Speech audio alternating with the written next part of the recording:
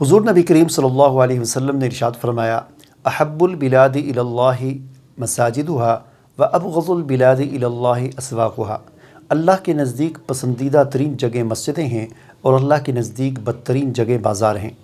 وہ اس لیے کہ بازار میں جب کوئی آدمی جاتا ہے تو اسے چاروں ناچار غلط سننا پڑتا ہے، چاروں ناچار غلط دیکھنا پڑتا ہے اور چاروں ناچار اسے سچ کے ساتھ جھوٹ بولنا پڑتا ہے۔